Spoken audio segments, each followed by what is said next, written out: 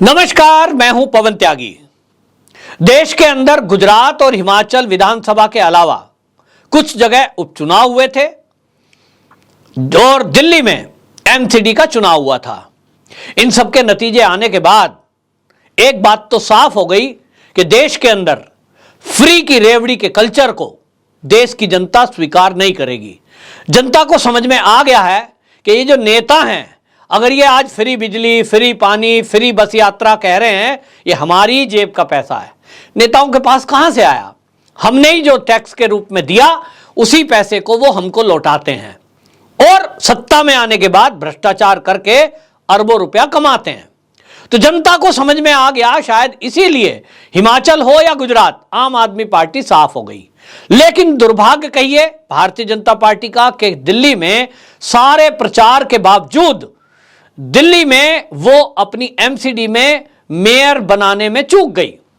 और इसी में भारतीय जनता पार्टी एनालिसिस कर रही है कि दिल्ली में आखिरकार गलतियां कहां हुई। इसको देखते हुए दिल्ली के जो प्रदेश अध्यक्ष हैं भाजपा के, आदेश गुप्ता, उन्होंने अपनी जिम्मेदारी ली कि भाई हार का कारण मैं हूं, मैं अध्यक्ष हूं और मेरी जिम्मेदारी बनती है, तो उन्होंने इस्तीफा दे दिया। लेकिन अब सवाल यह उठता है कि दिल्ली का नया प्रदेश अध्यक्ष भाजपा का कौन होगा। तो आपको बता दूं कि इसमें सबसे ज्यादा लोकप्रिय चेहरा और युवाओं की पसंद जो है वो है कपिल मिश्रा। जी हां, कपिल मिश्रा के नाम पर युवा जो दिल्ली का है और दिल्ली के जो बाकी लोग हैं, झुग्गी झोंपड़ी वाले लोग हैं, मध्यम वर्गीय लोग हैं, वो ये कहते हैं कि ये एक ऐसा चेहरा है जो जाना माना चेहरा है।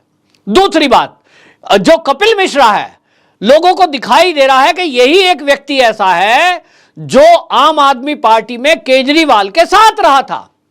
आंदोलन से जन्मी हुई पार्टी में यह उनकी जड़ तक जानता है। हालांकि आपको यह भी बता दूं कि कपिल मिश्रा आरएसएस बैकग्राउंड से हैं, लेकिन उस समय आंदोलन चला था और आंदोलन में हम भी गए थे। हमें भी लगता था कि एक राजनीतिक पार्टी तो है नहीं, एक आंदोलन कर रहे हैं, लोकपाल की बात कर रहे हैं, भ्रष्टाचार मिटाने की बात कर रहे हैं। तो इसलिए बहुत सारे राष्ट्रवादी लोग उस समय अन्ना हजारे जी के आंदोलन में जुड़े थे। कपिल मिश्रा भी जुड़ गए और इसलिए जब उनको यह लगा कि ये तो यार गड़बड़ कर रहे हैं, ये तो राष्ट्र विरोधी एक्टिविटी वाले लोग जुड़ रहे हैं, इनकी तो विचारधारा देश को बर्बाद करने की है, फ्री बांटो और राज करो, कपिल मिश्रा ने आम आदमी पार्टी छोड़कर भाजपा ज्वाइन कर ली। लेकिन भाजपा में आने के बाद वो इतने अग्रेसिव रहे हैं कि सबसे ज्यादा, यदि दिल्ली में आप देखेंगे भारतीय जनता पार्टी के नेताओं का, यदि आप देखेंगे सबसे ज्यादा अग्रेसिव यदि कोई रहता है केजरीवाल के घेरने के बारे में, वो कपिल मिश्रा है। और इसलिए जनता की पहली पसंद बने हुए हैं। अब यह भारतीय जनता पार्टी के नेतृत्व को तय करना है कि वो प्रदेश की कमान किसके हाथ में सौंपेंगे। हालांकि आपको बता दूं कि वहां वीरेंद्र सचदेवा को कार्यकारी अध्यक्ष बनाया गया है। ये जो है उपाध्यक्ष थे अभी तक।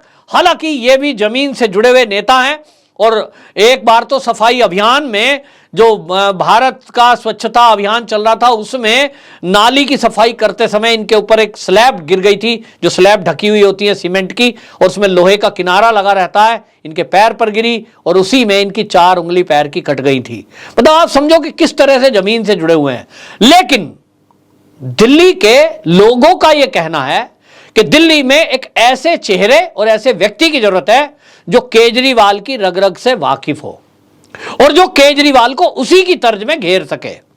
इस मामले में जो भाजपा के दिल्ली प्रदेश की कार्यकारिणी है, उसमें सबसे बेटर अगर कोई अरविंद केजरीवाल को घेर सकता है वो कपिल मिश्रा है। हालांकि आपको यह भी बता दूं कि कपिल मिश्रा पे अभी तक कोई दिल्ली भाजपा की प्रदेश की कोई बड़ी जिम्मेदारी नहीं है।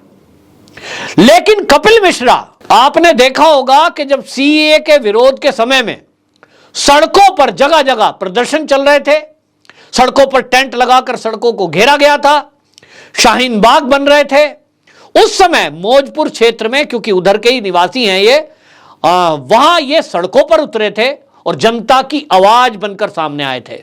आपको याद होगा एक वीडियो वायरल हुआ था जब ये वहां दिल्ली पुलिस के डीसीपी को ये चेतावनी दे रहे थे कि या तो सड़कों को खाली करा दो वरना हम खुद से सड़क ठीक करा लेंगे। और उसके बाद दिल्ली में दंगे भड़के थे और उस दंगों को यह कह दिया गया था कि कपिल मिश्रा की इस बयानबाजी के कारण दंगे भड़के हैं।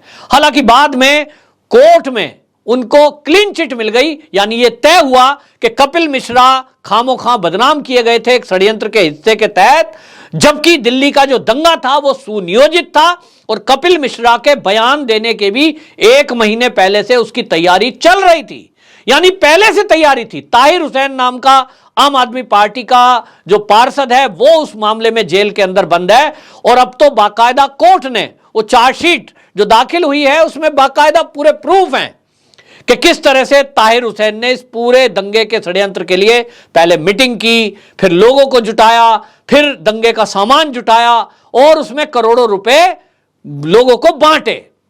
तो कपिल मिश्रा को झूठा बदनाम किया जा रहा था, यह केवल इसलिए था क्योंकि आम आदमी पार्टी और केजरीवाल ये समझते हैं कि सबसे ज्यादा यदि कोई उनको टारगेट कर रहा था भाजपा में पूरे अग्रेशन के रूप में, इससे ज्यादा कोई अग्रेसिव नहीं था जितना कपिल मिश्रा था, क्योंकि कपिल मिश्रा उन्हीं के बीच से गया हुआ है।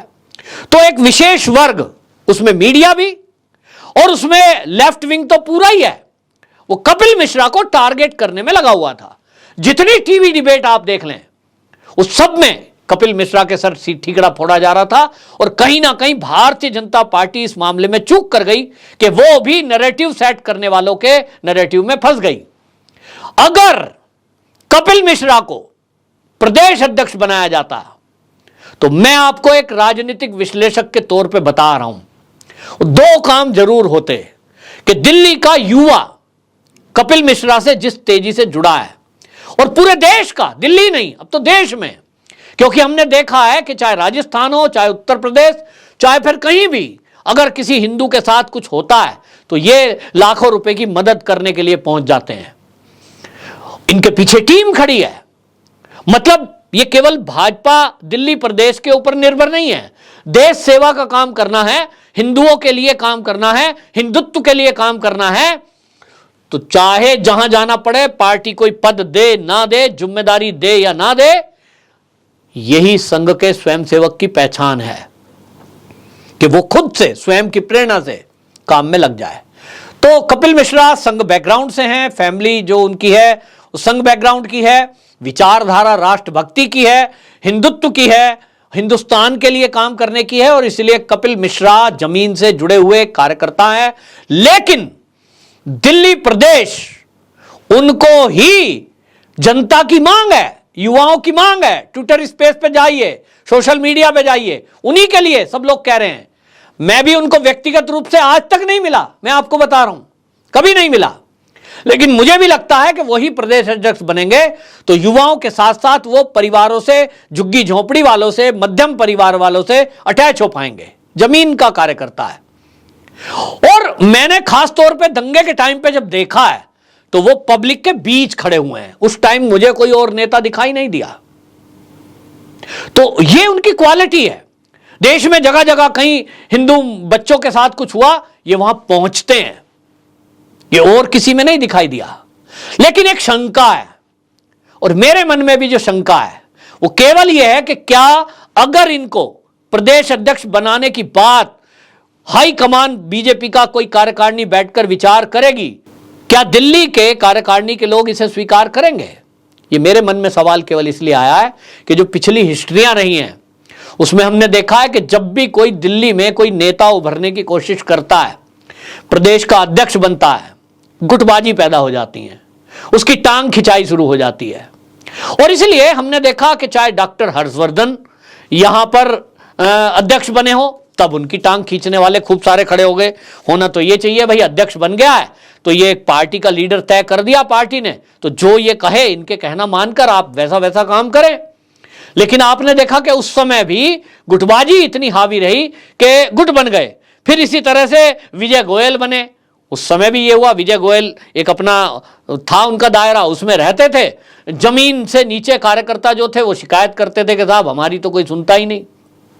उसी तरह फिर सतीश उपाध्याय आए, अखिल भारतीय विद्यार्थी परिषद से जुड़े रहे, लेकिन उनका जुड़ाव युवाओं से तो रहा, लेकिन उनको भी ऊपर वालों ने सहन नहीं किया। मतलब आप युवाओं को जोड़ेंगे तो ऊपर वाले साहब कहेंगे साहब हमें तो प्रणाम नहीं किया, हमारे पैर नहीं छुए। अरे भाई, आरएसएस बीजेपी में ये कल्चर ठीक है नहीं है, लेकिन इस तरह से। लेकिन आपको बताएं, मनोज तिवारी एक अध्यक्ष ऐसे हुए जिन्होंने जहां ऊपर वालों से भी तालमेल बना के रखी, और एक उनकी छवि है, सेलिब्रिटी है, उसके बावजूद भी वो झुग्गी झोपड़ी तक में गए और पूर्वांचलियों को जोड़ने में उनका बड़ा महत्वपूर्ण योगदान रहा है। यहां हमको यह भी याद रखना चाहिए कि दिल्ली में 40% पूर्वांचली हैं। उनके अंदर बाकायदा उन्होंने टीम बनाई, युवाओं की, युवतियों की, और उनके हर प्रोग्राम में उनको पहुंचना, उससे लोगों ने जुड़ाव महसूस किया। लेकिन उनको भी आपसी खींचतान के कारण हटा दिया गया, और उसका खामियाजा हमने देखा है। नहीं तो 2019 का चुनाव मनोज तिवारी जी के नेतृत्व में हुआ और उसमें दिल्ली में जीत हासिल की, तो वो जो लोकसभा की सीटें जीती थी, वो सारा प्रचार प्रसार सब कुछ इन्हीं के तत्वाधान में हुआ। मीडिया से काफी तालमेल रखते हैं, मृदुभाषी हैं। तो ये एक्सपीरियंस देखते हुए तो नहीं लगता कि कपिल मिश्रा को कोई आगे बढ़ाएगा। लेकिन मेरे हिसाब से या तो कपिल मिश्रा, मैं या इसलिए कह रहा हूं कि मनोज तिवारी जी को ऑलरेडी वो कमान दी जा चुकी और वो आज ऊपर बढ़ चुके हैं, लेकिन कपिल मिश्रा वो नाम है कि जो वाकई में वो बड़ों को भी संतुष्ट कर लेंगे। उनके अंदर ये कला है, झुक जाते हैं पूरी तरह, और युवाओं से तो जुड़ाव उनका है ही। बीजेपी को केवल यह देखना है कि दिल्ली का हित किसमें है, दिल्ली को लीड कौन कर सकता है, और केजरीवाल को कौन काउंटर कर सकता है। केजरीवाल की हर चाल को समझने वाला यदि कोई व्यक्ति है इस समय दिल्ली की राजनीति में, वो कपिल मिश्रा है। अगर कपिल मिश्रा को प्रदेश का अध्यक्ष बना दिया जाता है तो निश्चित जानिए कि अगले आने वाले दिनों में, क्योंकि एनसीडी बीजेपी पे नहीं रहेगी, वो आम आदमी पार्टी का मेयर बनने जा रहा है, तो गली गली के छोटे छोटे मुद्दों पर आम आदमी पार्टी को घेरना ये एक बड़ी चुनौती होगी। और आगे आने वाली दिनों में, क्योंकि केजरीवाल जी जिस तरह की राजनीति कर रहे हैं, वो देश के अंदर भी आने वाले नगर निकाय चुनाव में और 2024 में लोकसभा चुनाव में बढ़ चढ़कर हिस्सा लेंगे। ऐसे में दिल्ली में यदि उनको घेरने वाला कोई बढ़िया लीडर मिल गया तो उनको राष्ट्रीय राजनीति में घेरा जा सकता है। इसके लिए सबसे उपयुक्त, जो कि आप सोशल मीडिया पे भी देख लेंगे, बहुत ज्यादा एक्टिव है, तो उनको बनाएं तो अच्छा है। सेकंड ऑप्शन के तौर पर मैं देखता हूं जो मनोज तिवारी हैं, वो लोकप्रिय लीडर हैं, जो उनको जनता दिल्ली की पसंद करती है, बशर्ते यहां जो गुटबाजी है उसको भारतीय जनता पार्टी खत्म कर पाए। वंदे मातरम।